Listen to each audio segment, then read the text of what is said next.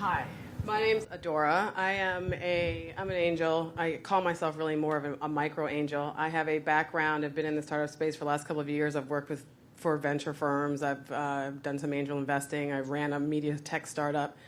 And I'm a storyteller. I spent 15 years in television. So VR relative to content, both in the production of it and the product itself, and how people engage with that is what I'm entirely obsessed with. I think this is probably one of the best demos that I have seen. All of you, congratulations. These are some spectacular companies that you're taking on some really important questions, and I definitely want to talk to those who were presenting those production tools, because we need those production tools in order to move the content down the road. So I think it's really exciting where we are, especially compared. I've been in the space about 2 years in AR and VR and AI and some other things, and I'm just seeing so much more today, so much further along with very mature and seasoned teams, which I think is really spectacular. We are a growth stage fund, so early growth, so a little bit later on, but we're closely tracking all the early stage companies in this exciting space. I come from a digital media background, quite strong and varied digital media background. I spent 2 years as a VR developer, which pretty much puts me at the beginning of this phase of VR, hacking together cameras and systems, getting quite frustrated and fundraising, and that's how I joined the venture community recently. We also invested in Twitch early on and Movidius, which recently exited to Intel. So all of those companies indirectly relate to VR and AR as they're the backbone of what's needed, and are also defining the future of this space. So we're really excited to look at earlier stage companies. And Shawn, tell us what you're up to at Vayner. Hi, everyone. My name is Shawn Cheng. I'm a principal at a firm called Vayner Capital. We specialize in consumer and enterprise products. So my first 10 years were all in varieties of growth and storytelling at agencies. So I spent most of that time at Razorfish and BBDO, helping to, I guess, sell things as well as help brands figure out who they are to their customers on digital platforms. Our fund is an early stage fund. We were primarily doing a lot of seed, but now we're doing more Series A. We've done 2 investments so far. One in a content creation platform called Mindshow, in VR for VR, and then another one in 360 distribution called Little Star. So we're really excited by a lot of the products that came out today and some of the things that were demoed. I thought the one book idea was pretty interesting, especially with changing the environments. I think just a high-level thought, a lot of VR conferences, sometimes we're speaking in a vacuum, especially for those of you in the audience that are noodling about volumetric capture or spatial audio, and you're in it all the time. And one book was really refreshing because it's taking into account the rest of our lives, existing behaviors, things that we already do and love. And I'm excited to see tools and solutions that not only think about what we'll do within HMDs and mobile VR, but also take into account natural behaviors that we all know very well and will continue to do even after VR becomes extremely prevalent. DJ, you are a different kind of investor on this panel, doing a very interesting thing. Also, I should point out, if you haven't gone yet to the New York VR meetup, he's got the T-shirt, so he's going to do this little self-promotion. Another great opportunity on a monthly basis to hear from the startups in the New York VR community. DJ is the organizer of that meetup. So DJ, tell us what's going on at the Glimpse Group. Sure.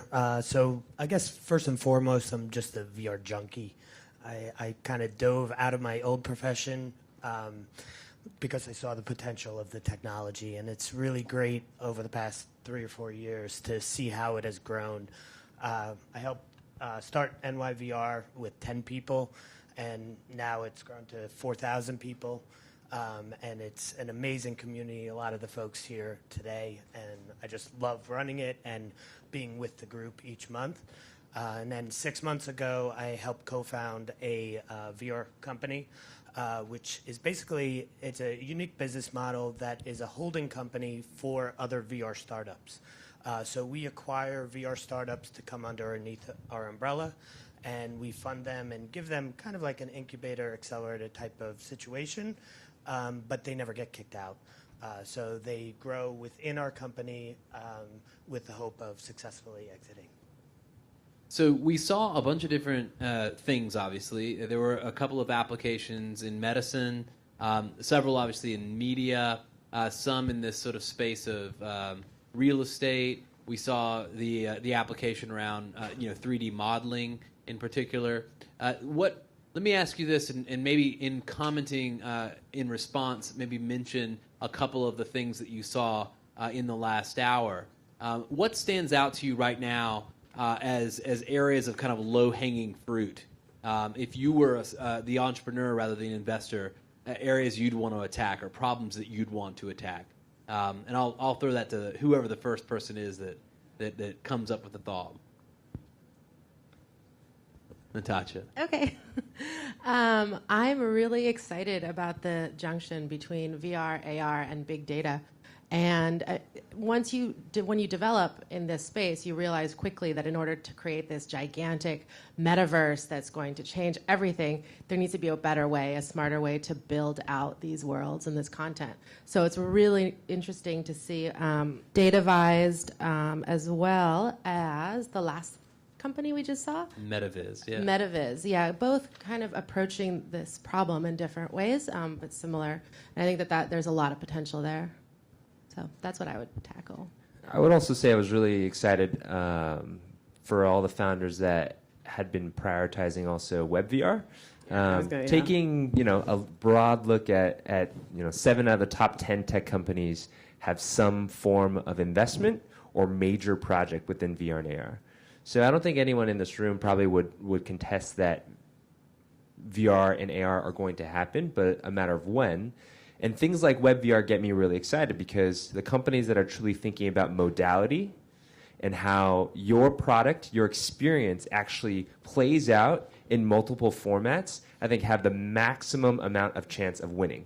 Because the things that are only sitting in 2 to 5 million units right now in terms of a mobile VR or HMD experience or something that's powered by just the console, I think isn't enough. And so in order for us to kind of cross the chasm and get us to the point where we're on the back half of 2018, we're starting to see tens of millions of units, we're starting to see people with a real existing behavior around purchasing content and experiences and seeing them being used in high-value niche situations, I'm excited for WebVR to really help bring the things that we already know and love and are already consuming with all the smartphones that we see on the subway where more than half the people are all still noodling away. Those experiences I see many of them being translated into a WebVR format. So kudos to all the founders that are thinking about multiple modes.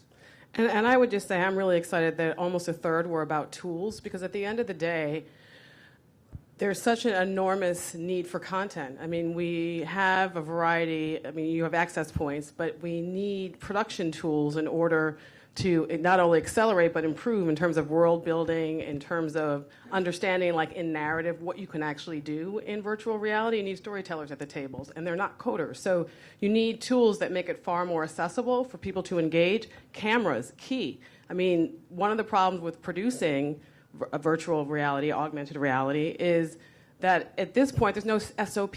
Everyone is hacking it together as they're going.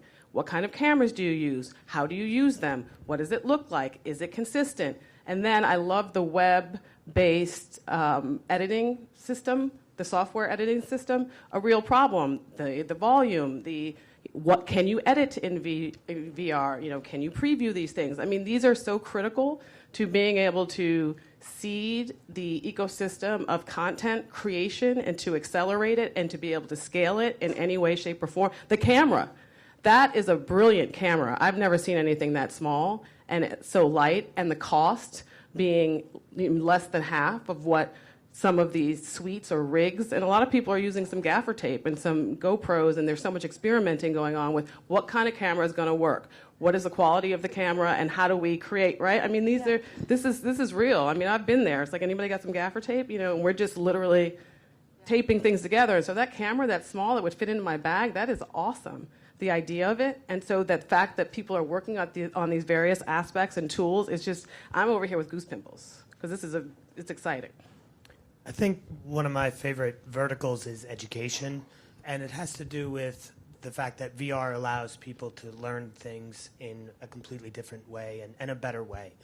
So the presentations that we saw today, like the body and MetaViz, I mean, that's education in a healthcare scenario, which is another great combination. But any way to learn better intrigues me. Yeah, I'm going to piggyback on that. To visualize data in a way that a non-mathematician feels comfortable with, and so that they can be creative when they look at that data and possibly bring new solutions to the problem, I think is really, really exciting and interesting. It's going to create a lot of value. So just visualizing complex systems is really, really, really important for research. So you all are expert in thinking about cycles and thinking about where we're at, in these cycles with regard to the development of technology, of the overall market opportunity. Can you comment a little bit about that, each of you, just the way you see the world at the moment, or some insight that's top of mind for you that you wish other people would see the same way that you do? Shawn, is there a perspective you've got on the kind of VR economy at the moment, or the VR opportunity that you can share? I mean, top of mind for me is like Christmas and Hanukkah. I feel like the end of this year, in terms of gifting, total number of units, like that's what my eyes are laser focused on. That, as well as telecom subsidies. So all the little phones in all our pockets, we didn't get to almost over 80% smartphone penetration by all of us being willing to pony up $800 every single time. No, typically all of us are locked into a year or 2-year contracts. And in the same way, I think as virtual reality starts to have increased amounts of benefits around both education as well as entertainment, most of the money will be made off of those experiences. And so those things will help accelerate us and get us there. But I can't speak enough to the partners and the media companies that are actually helping to subsidize those things. Because that gets us all there faster. But you talked about back half of 2018. When are you seeing this really begin to ride that hockey stick curve? Yeah, critical mass to me, I like to define as like a fourth or a third of a total population. So if we're talking about 350 million people in the U.S., at what point do we think about like Bob Atlanta and like Susie, Ohio, actually having a headset, and us not just like pontificating and thinking about, we're all talking about VR, but how many of us in this room have spent more than an hour or 5 hours or even a day like within virtual reality? I would still say, even in the most advanced and progressive context, that there probably isn't a single person that's a daily active user. I love VR, and I'm not a daily active user. And so I think to get us to a point in terms of time spent and total number of people that I even have direct access to one in your living room, one in the classroom, that's why I say back half of 18. I completely agree, and I sort of come at it earlier from him. You're not going to stay in VR if there's no content for you to be in VR. So in order for us, it's always that chicken egg conversation, right? Is it the hardware, the software, content? But what scares me more is that there's a lot of bad VR being made, and once people try it, they don't like it. You have an upward battle now to try to re-engage them with it. So I feel a tremendous sense of urgency around the development, as I've said, the tools, the experimenting, and there's a lot of R&D that needs to happen. And I have a lot of conversations with media companies and entertainment companies, and it is like, sometimes I feel like I'm beating my head against the wall, mostly because it's like, did we not just live through that digital and mobile evolution that so many of you missed? Do you not want to at least experiment with what many of us believe is the next operating platform? Don't you want to pay attention to what that technology is so that you can start thinking about what kind of content that you might want to create that aligns with your core business practice? I mean, it's just, I feel like I'm pulling teeth a lot, and I feel like so much, to Shawn's point, so much of it is what kinds of bets? To me, the question is, in 2017, right now, as all of these corporates are sitting down and doing their strategy plans, how many of them are actually budgeting money in? Natacha, is there a market insight that you can share with the group? immediately there's a LB market, which is like offline, going to a place to do the experience in VR. That's happening right now in the next few months. So if I was trying to make money as a developer immediately, that's what I would do. And we're also looking to invest in any of the core tech that surrounds that. But it is a big concern if you go to your first experience and it's terrible, or if you're like me and you get sick pretty much every time, it's hard to re-engage that audience. There's been a lot of excitement in China. There's been a lot of pop-up mom and pop stores, and they show terrible content, and I think it's going to be hard to get a lot of those users back. But luckily, there's a lot of users there, so we should be okay. But the void is spectacular and definitely worth paying for. And so when I saw that, I was like, okay, this is going to carry us for the next few years. Or PlayStation. PlayStation, yeah. DJ. Yeah, I think to expand on the bad content, I think a lot of people are trying to take what's been done before in different mediums and remold it and put it into a VR headset. And most of the time, it just isn't compelling. And there's a handful of experience out there that have come from the ground up through VR. And there's a couple examples, like Tilt Brush doesn't exist on a monitor. It only exists in a Vive. And those experiences that are built and complement the features of virtual reality are the things that I love. And I think it's going to take time for developers to figure that out and produce more and more of that type of content. I'm going to ask one more question, and then I'm going to let you all ask questions. So begin to get those together. Natacha pointed out to me, she said, you did a good job. You did well on getting female founders. We had 2 of a dozen, and apparently that's good. Maybe from a Silicon Valley perspective, we feel kind of bad about that, actually. So what can we do? What has to happen to encourage more female founders in this space, or more diverse founders more generally? Because, DJ, I'm sure at your meetup you've seen over the years, this started off as a pretty white male area, like many we get a tech few areas. every once in a while, but yeah, I think it just has to grow. The population has to see it more, but yeah. Anybody else? I actually think it's better than that in this instance, and the reason is because, especially on the content, cinematic, or interactive experiences, you need a lot of storytellers, and in that world, you have a greater proportion of women who work along the continuum somewhere, whether in production or in the storytelling. This is a brand new world. These jobs don't exist yet. So you have women, greater numbers, percentages, we're talking odds. You have greater numbers of women who have some really valuable and critical skill sets today. Like, it's not about creating a pipeline, but today, right now, who can participate in many ways in helping to develop content. And I would say, I was at Rothenberg Ventures for a while, and that company, we invested in, 150 plus companies, and like nearly half of them are AR and VR.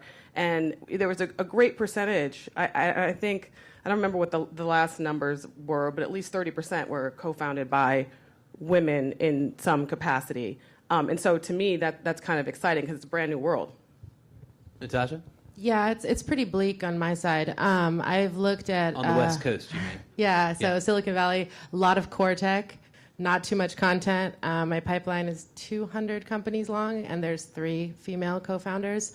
So I've said as many times as I can, and anybody will listen, that we'll definitely prioritize meetings with teams that have female co-founders. That has nothing to do with getting funded necessarily, but and there's also a lot of there's data that shows that women who actually do pitch are more likely to get funded.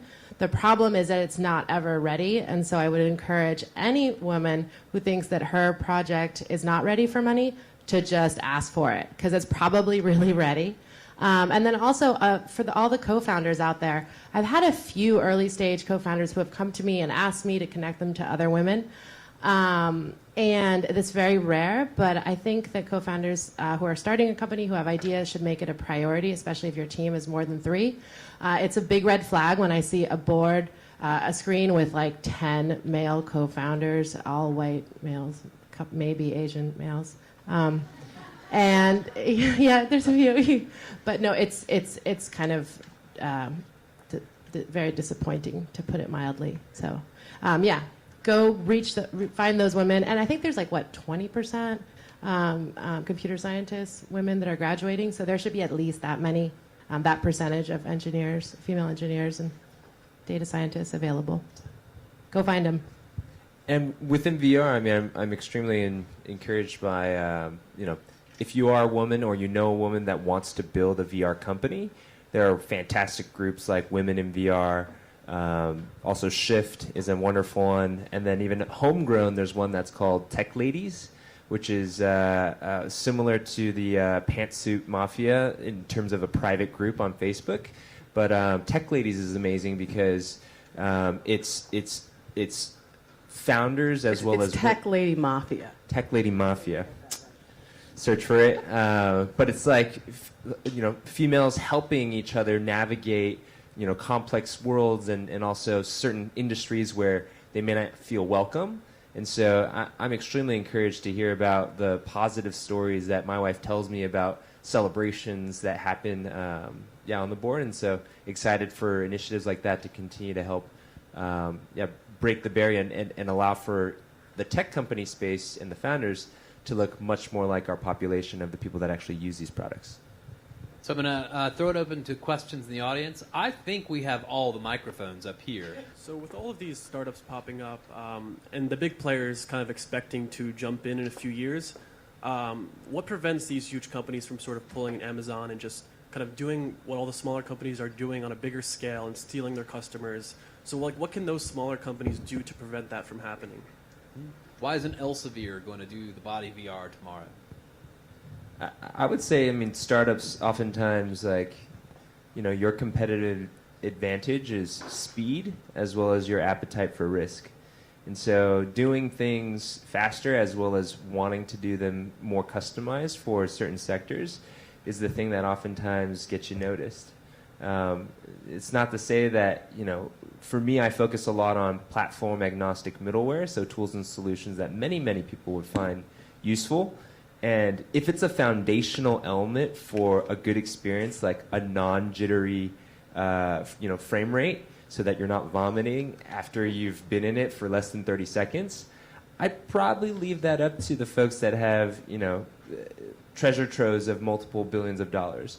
But if you're doing something like education and you have a disproportionate advantage in terms of knowing the school system, knowing how to sell through, and you have a passion for going beyond pedagogical formats of people talking at you, and you yourself are passionate about auditory learning or experiential learning, I think you got a great shot. I think, finding that specific gem where you yourself and playing to your strengths and your team's strengths, that's what startups are all about. I think it's also important just to think about, being acquired by one of these companies down the line is a good thing. So look at it like, I'm just going to hurry up and create something and then possibly sell it to them. And I think when you think like that, it opens up, it frees you up to innovate more and to be less, to protect your innovation less, and that's important. So I'm part of VR VCA, which is a consortium of, I think, what are we up to, 12 billion, like a crazy amount of money, $12 billion. And we've all come together and just realized it's better for everybody to help the community grow and diversify as quickly as possible and worry about hiding our secrets later. Otherwise, we won't get there. Yeah, and I would say that because we're in such early days across the board and there's such a convergence of so many technologies becoming viable and affordable at the same time, your entire ecosystems have to be built. So much of it depends on where you think that you fit in. I've seen investors investing in some of the small sensors, just in sensors companies. That's never going to be a $1 billion company.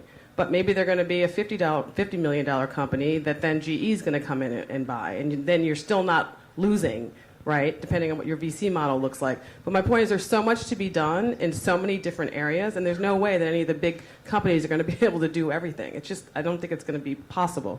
Do you guys? Got one more question up here, I believe. Jason? Yes. So my question is essentially we've heard a lot about good VR versus bad VR and best practices. And I know this is really subjective, but I thought maybe I'd ask if there was one thing not to do. Whatever you do, just don't do blank. From each of you, what would you say? I can start that. I think the key is don't put somebody in something that's going to make them sick. And that's an obvious one, but for some reason, there's a lot of stuff out there that makes me sick still. So, yes, that's what I would say. I would say if you're a creator doing an experience or some sort of tool, making sure that you have a very clear and concise answer to the question of why in VR. Like, there's a lot of experiences, I think DJ also mentioned, that where we're retrofitting and it's unnecessary. You know, I've played multiple games where I feel as though, would I have enjoyed this just as much sitting on my sofa and playing it with a traditional console? Yeah, probably. And so if there's no real distinction between what it means to have full fidelity, 6 degrees of freedom, spatial audio, where you're like, wow, emotionally this is 10 times better, I would caution against spending, you know, a very large portion of your resources and time building that. I think that's really accurate. I need a reason to take my hair down and to put on a headset. It better be worth it, and I better not be able to have a better experience in 2D. And definitely don't make me sick. You're going to make people sick if you move them. Just don't move them in the experience. That's like rule 1 for sickness. Just don't move the person. And also, your demo is the content. It is. Like, you can't tell me, oh, it's just, this is a great technology. It's in there. But the demo is terrible to look at. You're like, what? But all I can remember is it's a toilet. And I don't want to look at that. So be careful of that as well. Take my hair down test. That's a good one. Do I have to? And I think Jason and Shawn have both heard me go on and on and on about this. But, I mean, one thing that I'm really struck by is that, to Natacha's point, it's all content, right? So it's a different kind of team that you need sitting at the table. I'm not talking about, look, I get it. Startups are really brutal. It is a brutal, and my hats go off to every single one of you entrepreneurs in here. It is relentless, and it is really hard.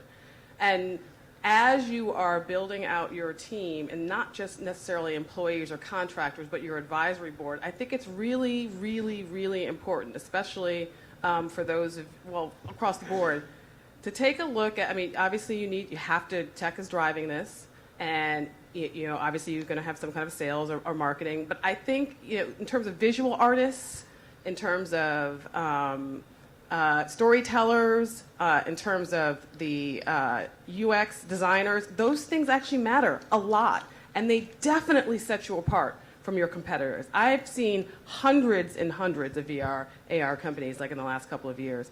And sometimes some of the best tech is not what moves you the most at all. It's the ability to provide a 360 experience. And I'm not just talking about 360 video. I'm saying an experience that's meaningful, both in the technology that you're delivering, but also the way I experience it. And so much of that is visually how you present it. To the point around the data company, that is fascinating. We take numbers, you take them. Excel sheets are freaking boring, even to the folks, the investment bankers. They like the numbers on it, but if you can provide it in some distinctive way that is more accessible for more people, you're way ahead of the game. And if you bring in artists and other people to take a look, maybe on your advisory boards, or you have friends take a look at these things, but if you can even up the quality of this visual experience that you are providing, you are winning. You are so winning. So really be conscious of that as you build out your advisory, as well as you take a look at what your milestones might be over a period of time relative to who you need to be hiring. Another question from the floor. Hey, how's it going? Solid talk. I just wanted to touch upon the question over there, and then more on the, I guess you said, corporate kind of responsibility with respect to budgeting in different types of VR applications in the future for 2017. I think it comes down to, like I said, the corporate responsibility. But you look at a case like Time Warner Inc. merging with AT&T, and the type of accounting fraud that's kind of not really being noticed, it creates a type of undercurrent, federal undercurrent, that kind of hinders startups like my friend was talking about over there with respect to the VR space. And I just wanted to see what your thoughts were on the quantum reality of that, and bringing VR into play and implementing different types of strategies like airtime for equity, which could really reshape the corporate governance of a new technology like VR as we shape the future.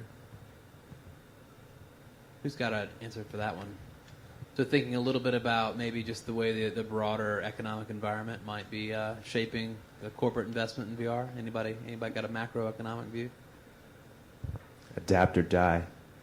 That's what I think. I mean, the companies that waited to build a mobile app or a mobile experience, large conglomerates as well as individual, content creators, networks that are not thinking about what we as end consumers actually are doing and thinking. For any company that isn't thinking progressively about how this new medium is going to reshape what their product or service is already selling, it's going to be a really hard back half of the teens, the 20 teens for them.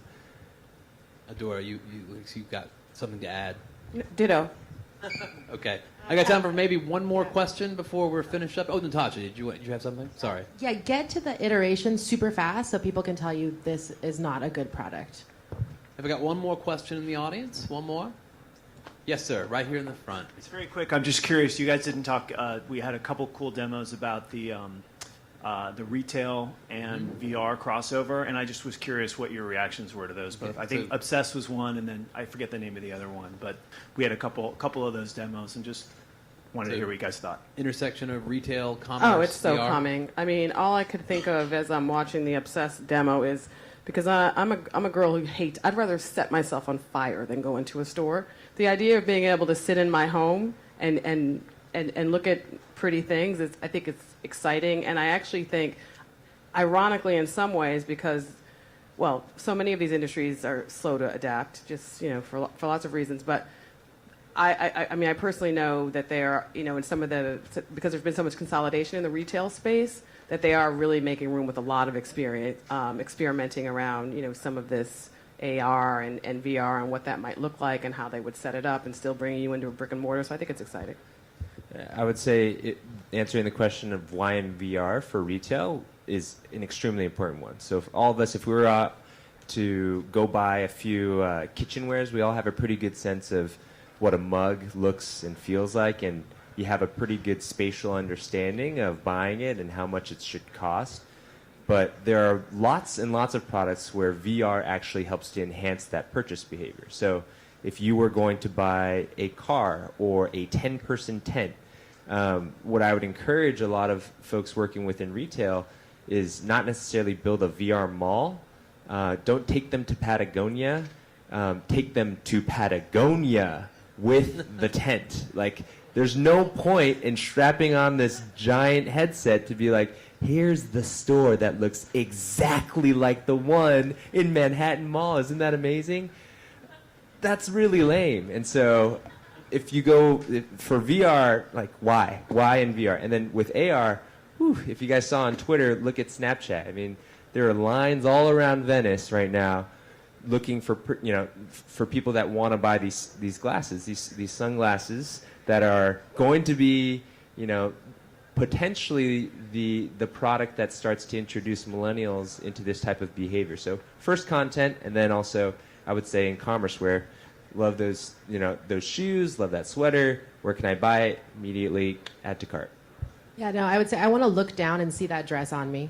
Like, you gotta work with avatars if you're shopping for me. You don't want to? I don't. Anything? Yeah, I think it's just obviously coming, but you have to avoid what the big boys are doing and create the IP or the special sauce so that you have something valuable that can get obtained, because that market is coming. I just have to say also, I find myself naturally most interested in the enterprise or the applications. So things like the MetaViz and others today that we saw, GeoPipe ones that were very targeted at selling to other businesses. So I wonder if you guys see that as being a more compelling opportunity right now for a lot of startups than perhaps consumer, or if you're just excited about both. So I think the timing-wise, the B2B may come a little bit sooner, just for spending the money for the headsets and the equipment. So that may come a little bit sooner than the consumer market exploding.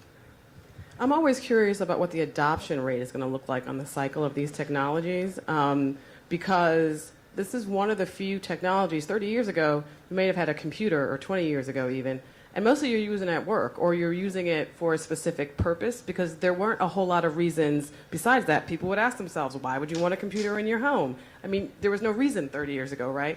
What makes this different in my mind is that you're coming into contact with VR, AR, both at home and at work, right? So, and through your entertainment, your kids, it's multi-generational. I mean, look at Pokemon Go, right? I mean, it was an explosion that just involved all ages globally. So to me, it just, in hindsight, of course, we're only going to know this, but is there a saturation point where we scale faster just because there's so many touch points in our individual and collective lives? This panel, we want to thank very much.